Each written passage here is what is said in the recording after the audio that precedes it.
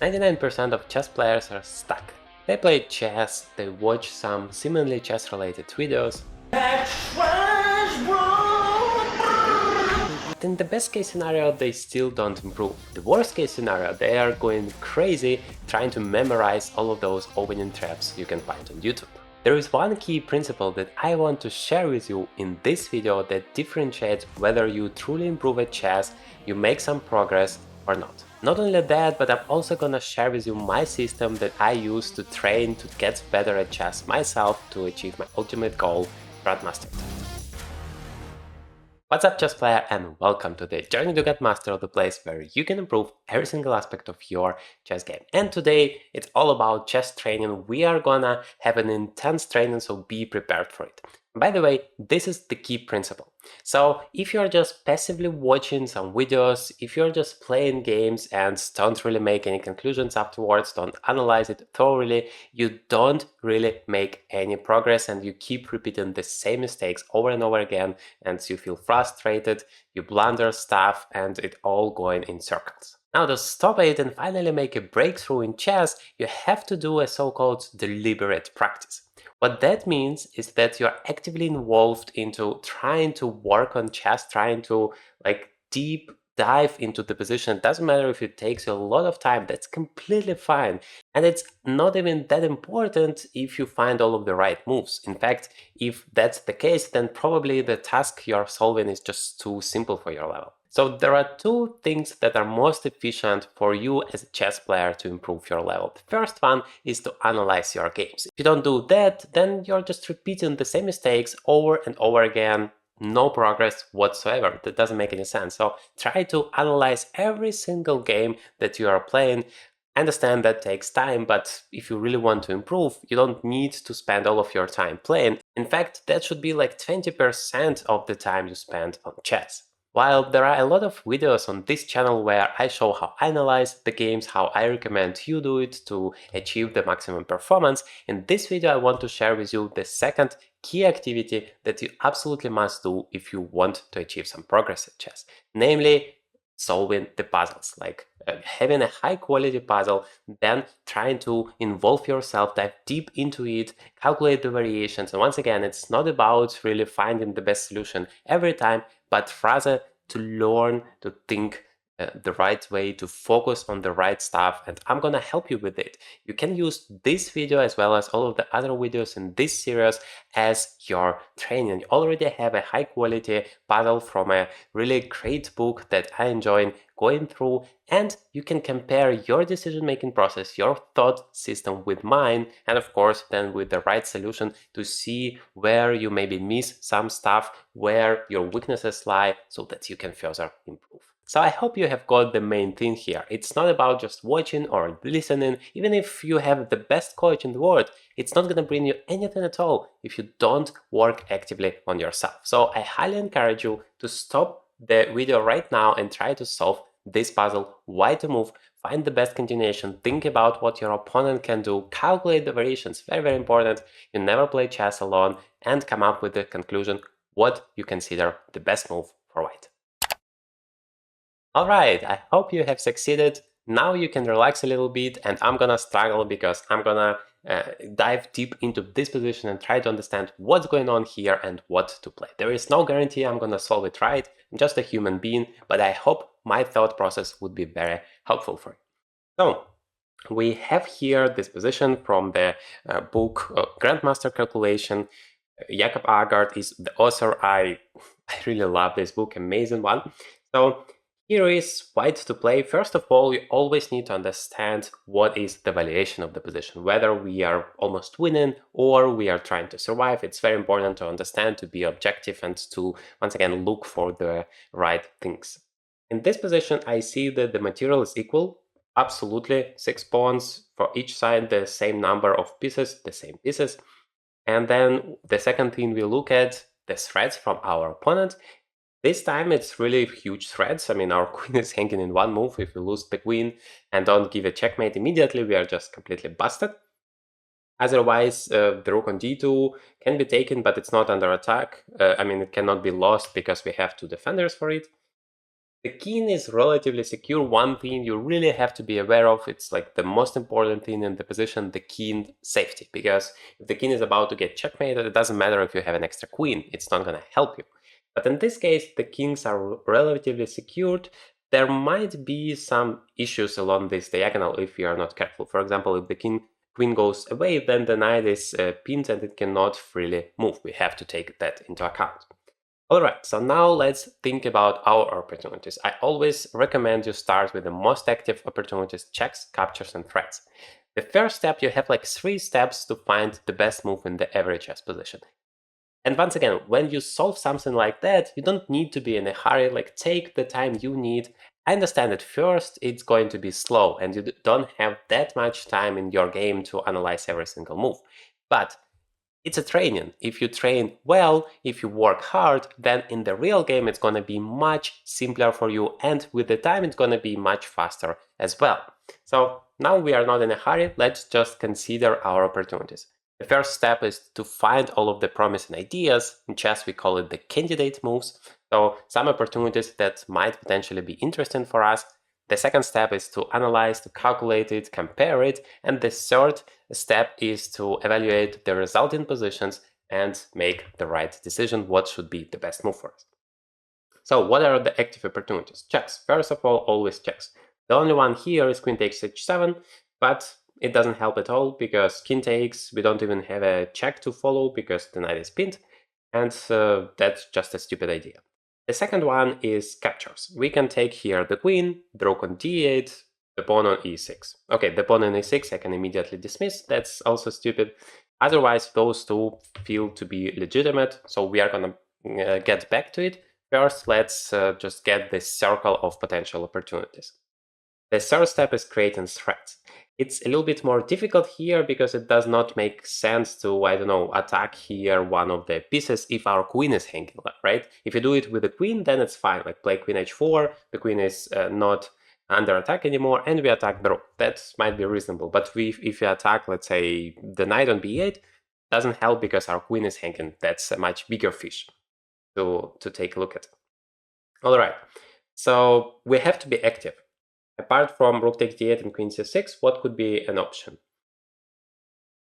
Queen to h4 makes some sense. I mean, I would love to have this knight g5 opportunity, but unfortunately the knight is pinned and also hanging, like we cannot just go back with the king because the queen will capture the knight. So maybe queen f4 or queen e3 could be an option, although those moves don't directly create any threats. Taking into account the fact that the material is equal in this position, I would rather prefer taking a look at some really active opportunities if we want to win the game. And I think we are playing for win here because the material is equal, but we have the advantage in terms of the initiative. We control the only open file. We have 2 rooks here against just 1, and we have more activity, we control more space. That means that we are better, but if we don't use it, it's gonna disappear. Our opponent is going to stabilize and the advantage is gone. So we have to be active right now. All right, so far I don't really see anything particularly active except for those captures opportunities, so I'm gonna start with that, and if those don't work, then I'm gonna try to look for new ones. So, queen takes c6, that is the most active capture. I mean, if you have multiple captures, then you need to start once again with the most active one. To take the queen is more active than to take a rook, so we start with this one. The problem is, it's just an exchange. Queen takes c6, knight takes c6, the rook on d8 is protected. If you're gonna capture everything, then it's an endgame where we are still a little bit more active. Not sure it's going to be enough. Like, okay, we can play knight e5 in the end, in this knight endgame, and the threat is to play knight to d7. And for black, the problem is that this knight on d8 is extremely passive. King also cannot come because we are gonna just play knight d7 and win the pawn. And what you need to know about the knight's endgame is that it's normally like the pawn endgames. It's of course much more complicated, but the point is, if the king's endgame is winning, then the knight's endgame should be also winning. And in that case, if we win the b6 pawn, the endgame must be winning with this protected passer along the c file, and potentially we can create another passer. So that would be great. Can he save somehow the pawn? Maybe b5? takes, and then maybe we play a4, and we don't have any extra pawns, but we create a passer here along the a file, and that can be very tough for the opponent. Why? Because the knight is a very, very bad attacker or fighter against this a or h pawns. It's really difficult to get those side pawns because the knight doesn't not control so many squares, and if we support it with our knight, we can really go pretty fast there. So I think that endgame is a little bit better for me, thanks to a better knight, thanks to more weaknesses. Because for black, knight to get to like a2 pawn, that's a huge way, and yeah, I'm gonna be able up to there to create my own really dangerous threat. So that's not an issue. And for him to defend his weaknesses is much more difficult. This video is brought to you by Chestnut.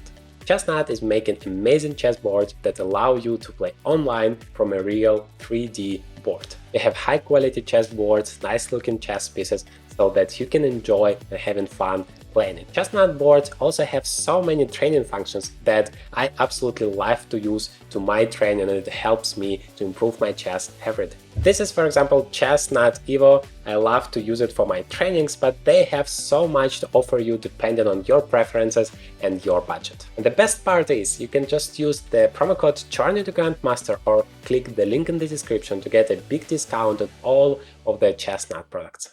Okay, let's keep that in mind and check the other capture. Rook takes d8. The problem is, it's of course blundering the queen. We have absolutely to take it into account. On the other hand, it's kind of simpler because we basically need to check just this one line. Either it works or it doesn't, because if he takes back with the rook, we are just taking it back, and that's a checkmate. So queen takes e4, the only move to consider. Do we have any follow-up? This knight is pinned, so we can basically forget about it for the time being, which once again makes our task simpler, but it limits our potential hugely. So the only active move I see is to take the rook on f8, king takes back, then I have rook to d8 check again, the only check, the only active move I see, king to e7, and now I'm taking the knight on b8. As a result of all of that, we actually just lost some material because queen is stronger than the rook and the knight. Rook is 5 pawns, knight is 3 pawns, that would be 8 in total, whereas queen is 9. Of course, sometimes it's not exactly like that, but that is giving you a general understanding what kind of exchanges you should go for and which you should ignore. Okay, do we have anything else in this line? I don't think so. Yeah, I don't like anything about rook takes d8. Okay, so do we have alternative to queen takes c6? Because if rook takes d8 doesn't work, then I literally have just one idea in my mind. One thing I notice now after queen takes c6 and knight takes c6, maybe I'm not obliged to take on d8. Maybe I can play something like rook to d6, attack the knight on c6 and the pawn behind it.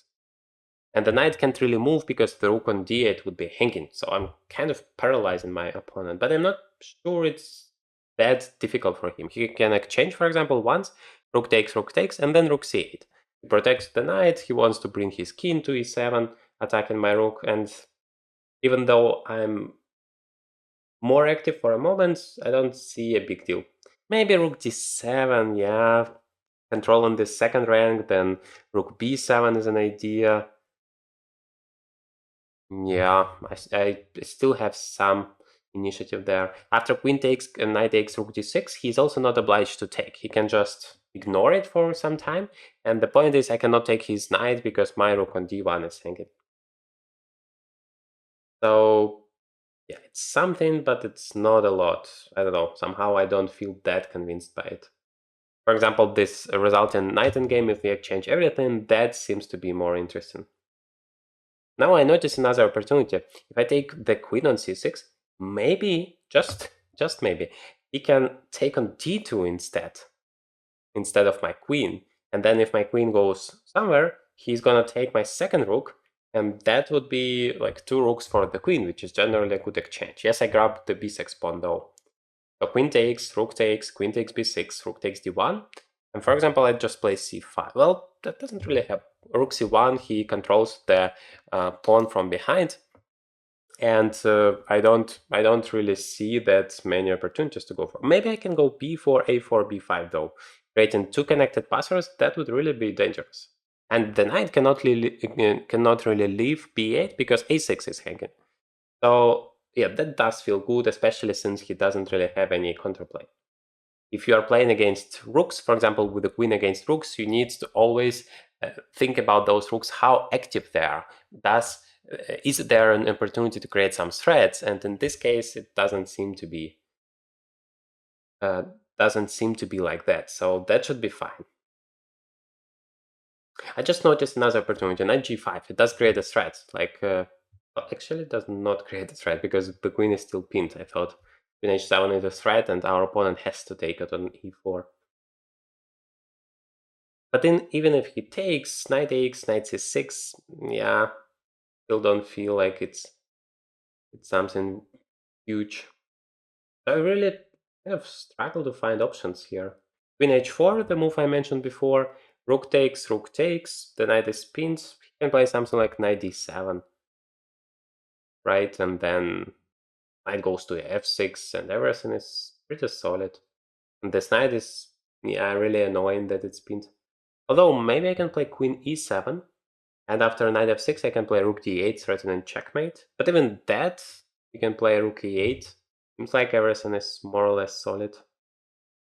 If I exchange the rooks, queen takes, and something like queen c7 or queen b7,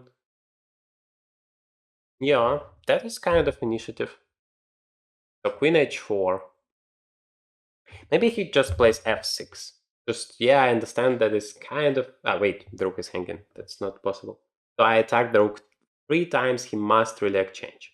The rook takes, and now I'm kind of threatening rook d8. At least that was my idea, but maybe it's even not that dangerous. What can he play? Let's say he plays h6, right? Just to create a luft for his king. Rook d8. Yeah, that's still a little bit annoying for him. Maybe now knight d7. Takes, just knight takes. Because king takes would be queen d8 checkmate. I play queen d8, pinning it. I don't know. With the queens, it's so difficult, and especially with my knight pinned, I don't think I'm gonna achieve any progress. He's gonna play g6, king g7. I don't think he's in any kind of trouble. So the more I think about it, the more I think that queen takes e6 and that resulting endgame must be the best chance for me. But I don't understand what is the point. Like, it seems to me really straightforward then in this puzzle. Sometimes it should be like that, because in a real game you don't know whether you have something particular right now or not. So if all of the puzzles you just expect some combination to happen, then it's not that useful. And here with this book, I know that sometimes there is a combination, sometimes I have to calculate some tricky variations, but sometimes it's just a normal move. It's still a good move, a good continuation that I have to find like in a normal real game. So I really appreciate that. Okay, so let's calculate that once again. Queen takes c6, knight c6, rook takes. Now if knight takes d8, then I have rook d6. I have an overwhelming activity. I win a pawn. That is fantastic. The rook takes d8. Rook takes, knight d5. I'm threatening knight d7. And you cannot play knight c6. That is what I like a lot. If you play knight b7, trying to activate the knight, then knight to d7, b5, and even c5 looks really dangerous. Yeah, the king cannot come close. That is really dangerous. All right. So b5, c5. If does not play b5, then we win a pawn. If he plays b5 immediately after knight e5 there, I can still play c5, by the way. And then I can play c6, and then I can play c7. That's crazy. Yeah, I guess I like this line. So maybe the trick of this puzzle is to recognize queen takes c6, this move rook takes d2, intermezzo, and decide whether we are okay with it. Because if you just take with the rook, then we are coming back to this position after knight c6, rook d6, and rook c8, where I'm not sure I know a way to make significant progress. Maybe, of course, we play rook d7 instead of rook d6 and claim that we are active here, the rook is perfect on the 7th rank. Actually, this is a good position. Like, you don't have any risk, you have the initiative, you have some targets to attack. In a real practical game, I would be happy with this position. So that's also fine. That once again speaks for this move, queen takes c6. Yeah, so Let me check quickly whether I'm missing something obvious. Rook takes d8 immediately does not work. Queen takes e4. 4 does not give me much. I have concluded. Queen e5. Yeah. What's the point? Well, maybe there is some point to queen e5, but like the rook is still hanging. But even f6 is possible. Yeah, f6 is a legitimate idea. And then e5, I don't know. Black gets some counterplay.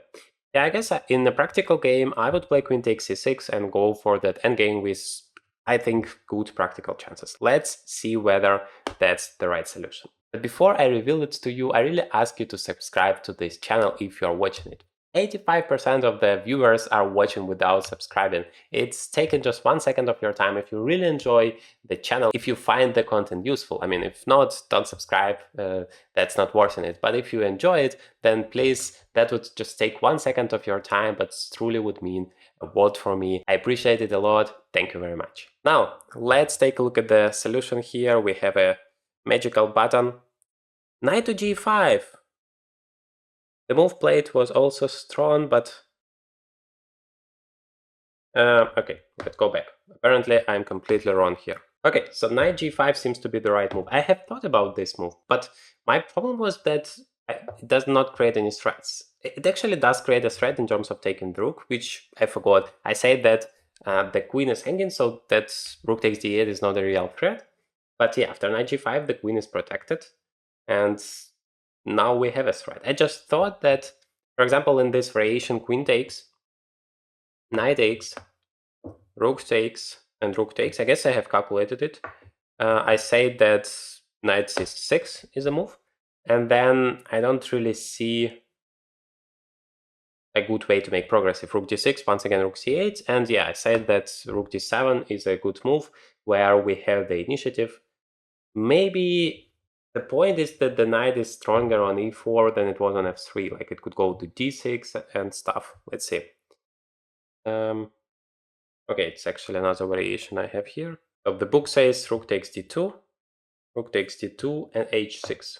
And there is some trap here for white. I haven't seen the solution yet, so I'm gonna try to find it myself. The queen is pinned, cannot give a checkmate. Maybe something like rook d6 is the move. Yeah, rook d6 feels strong because we attack the queen, queen takes, knight takes, and we basically win a pawn there. Black pieces are very passive. Black, of course, has a hard life after queen takes, and yeah, exactly. So that was the line. Instead of that, knight takes, and of course, and for example, rook c8 says the book, but the ending is by no means lost by force. Yeah, that's what I thought. Like, of course, it's better, and I was looking to find some version of this endgame, but yeah, I have chosen another one. I thought the knight endgame is promising. Let's see. We are gonna check it later on. But if black plays h6, then yeah, this move rook takes d6 is the key. A nice trick shot, queen takes e4, knight takes e4, and the b-pawn drops, and white won the ending on move 59. Okay, so that actually has happened. Okay, that doesn't tell me the answer, what's wrong with my variation. I guess there is nothing wrong with my variation, it's just that in the end of the day, the endgame is not that great as I thought it is. Thank God we have here the magical engine button. I don't need to do anything special. In the starting position, I can just hit the engine button and try the move queen takes c6. Okay, so far it's actually the first line of the engine, but it's not that deep still. Knight takes. Yeah, and then just taking everything. Takes. Takes.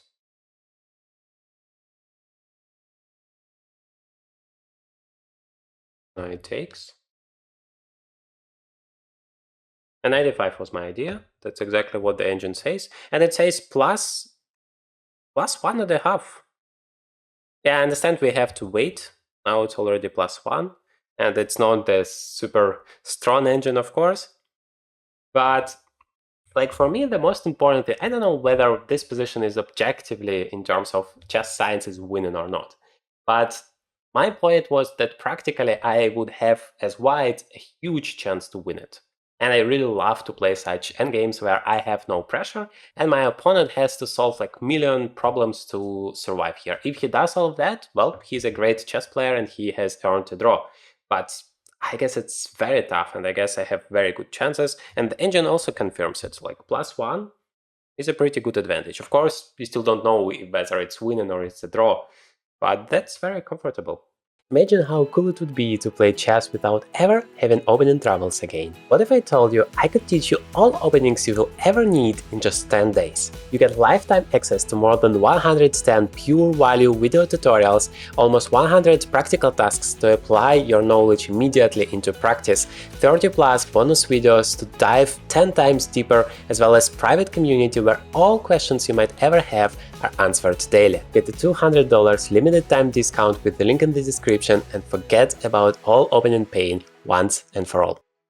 Alright, let's compare the evaluation with the knight g5 line. Yeah, so after knight g5 I have pretty much the same evaluation of the position. Okay, give me a second to check it all with the stronger engine and I'm gonna come back to you. Alright, so the really powerful modern engine Stockfish says that knight g5 is a little bit better, but the difference is not really that huge. It's like 0.2, 0.25 difference between the moves. And after queen takes c6 here, the resulting endgame, once again, as this engine, around +1 is the valuation, which I would really be happy. Maybe it's my like I really want to play endgames. I feel like I'm good at endgames, and so if I have two similarly reasonable alternatives, I really prefer the one where I can get a really better endgame. I guess there could be no questions about that. White is much better in the resulting endgame, much more active, and have really good chances to win a pawn or create a dangerous passer. So I tend to prefer those positions. After knight g5, of course, white is still better, of course, white is still having the initiative, but maybe it's a little bit less clear, so I have not preferred that move. Let me know in the comments what was your decision here. I'm so curious to know because it's really up to debate here.